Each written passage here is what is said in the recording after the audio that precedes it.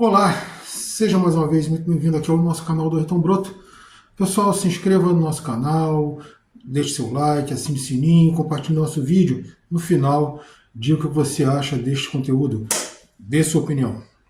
Bom, hoje eu vou partir para alguns assuntos, não vai ser só um, vão ser alguns assuntos que eu vou tratar e de forma relativamente rápida. Vamos começar com o Brasil, porque tudo isso aqui é meio que ligado à geopolítica. E o Brasil faz parte do mundo, faz parte da geopolítica. Começaremos com o Brasil. O presidente Lula vem dizendo que o Brasil vai voltar a investir pesadamente na indústria armamentista brasileira, na indústria bélica. Inclusive, essa semana passada, ele esteve no ITA, porque estava tendo um evento lá, acho que era formatura de cadete, né, que novos engenheiros saindo do ITA, e ele foi lá, fez um discurso, disse que iria abrir vagas e que nós não podemos desperdiçar nossos engenheiros. Mas assim, tudo isso é muito lindo, embora nada disso seja colocado realmente em prática. Da mesma forma que agora veio com história aí de R$ 1 bilhão para repatriar cérebros, ou seja, cientistas brasileiros que estão no exterior. Bom, eu acho até que pode um ou outro voltar, mas ninguém vai trocar a segurança de uma carreira pela aventura de ficar aí 2 ou 3 anos empregados, recebendo talvez a mesma coisa, um pouco mais, talvez, mas que daqui a 2, 3 anos fica sem nenhum tipo de emprego, de trabalho. Então, assim, você dificilmente vai conseguir repatriar muita gente, até porque, na verdade, o Brasil não tem investimento nas indústrias. E a prova de que todo esse discurso do Lula não passa de balela é que a Vibraz está sendo entregue para o estrangeiro e provavelmente terá suas operações retiradas do Brasil. A Vibraz é, provavelmente hoje em dia é uma das maiores, se não a maior empresa bélica brasileira, foi formada por engenheiros do ITA, né, e produz sofisticadíssimos sistemas de lançamento de mísseis e mísseis.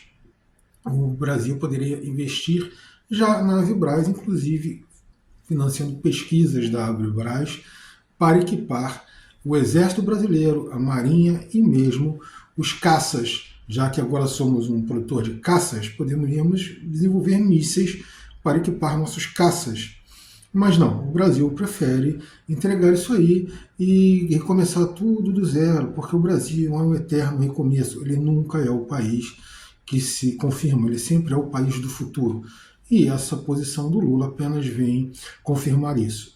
Da mesma forma, tudo isso que ele está fazendo, vai trazer indústria isso, vai trazer indústria aquilo, aí daqui a 2 meses, 3 meses, ele perde a eleição, vem um governo de direita que desfaz isso aí tudo, entrega tudo, que mesmo o estatal entrega de mão beijada para estrangeiros, fecham as fábricas, isso, daquilo, e aí ele fala assim, não posso mexer em nada disso, não posso refazer em nada disso. Sabe? Então, assim, essa balela, esse papo furado já encheu o saco. Quem acompanha realmente já está de saco cheio. Talvez engane aí as novas gerações que se informam e não acompanham ali no dia a dia. Mas a verdade é que todo esse discurso já encheu o saco e ele nunca se traduz em realidade para o Brasil. Segundo ponto que eu gostaria de falar, das terras negras, chamadas terras negras das planícies ali da Europa Central, né, onde se é travada uma guerra, porque agora virou guerra quase que oficialmente, né? Já era antes, agora praticamente oficialmente é uma guerra. Não houve a declaração formal de guerra, mas já se assumiu o fato.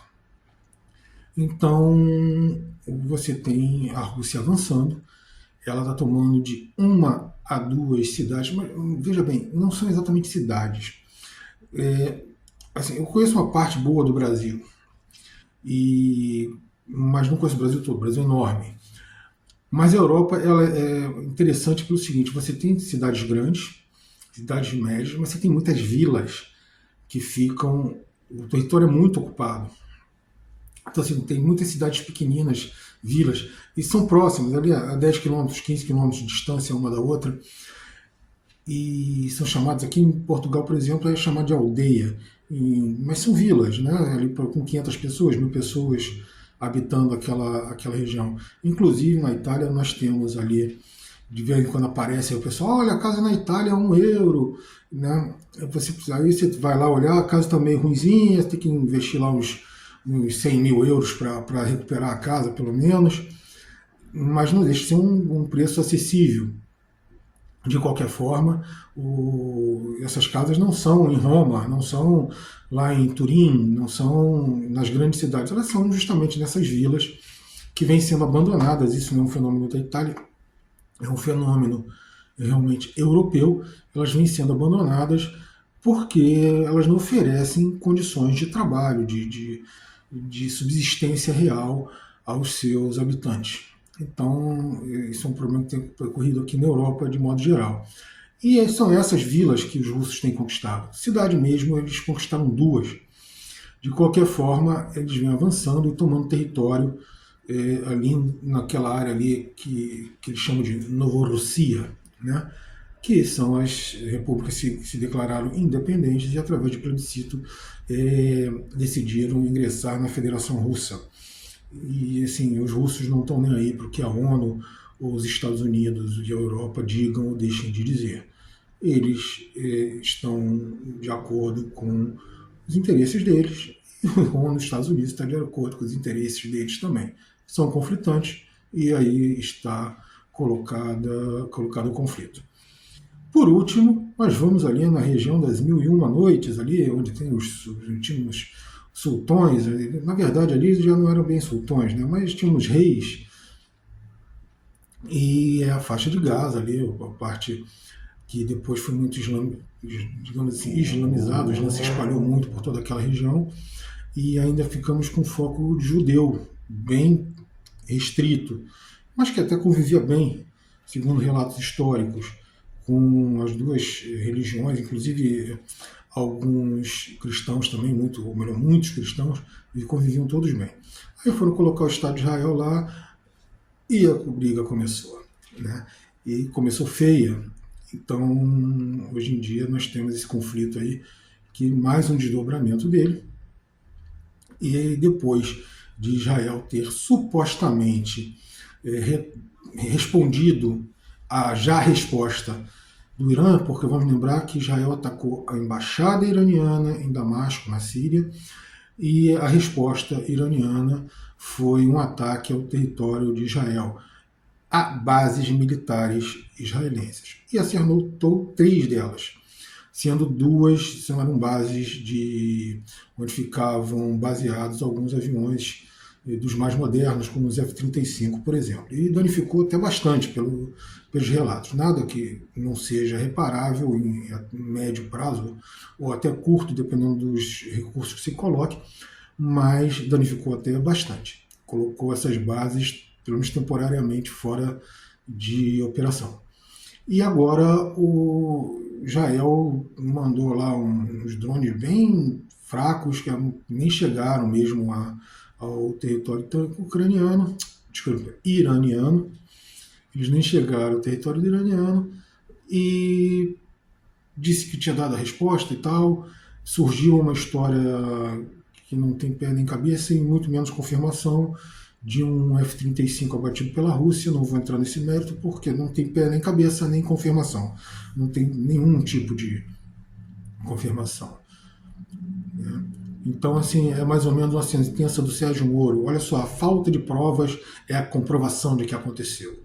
Olha só, meu amigo, você não pode analisar algo que não tenha nenhum tipo de evidência, a não ser a palavra que sabe-se lá de onde o cara tirou. Mas depois disso tudo, Israel meio que acalmou, o Irã também já tinha dado como resolvida a questão, e disse que não voltaria a atacar Israel em curto prazo, a não ser que fosse atacado. Como ele não ataque, ou melhor, a resposta israelense não chegou ao seu território, ela não considerou ataque, e a questão ficou parada.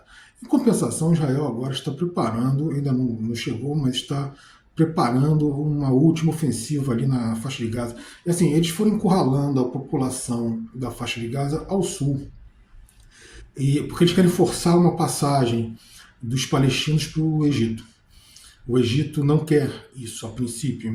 Alguns dizem que já está preparando habitações para esses palestinos, mas a princípio o Egito não quer receber esses cerca de 2 milhões de palestinos que estão por lá.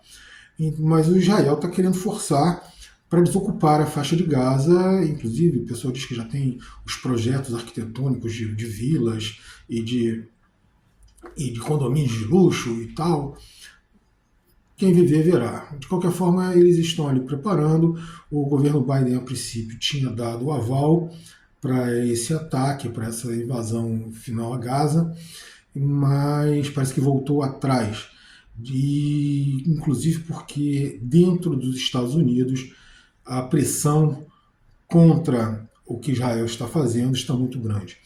Por mais que tenha sido um ataque sério, o de 7 de outubro do ano passado, já foi provado que a maior parte das mortes, inclusive de israelenses, foi causadas pela IDF, ou seja, pelas próprias forças israelenses, e não justifica o morticínio que se está fazendo na faixa de Gaza.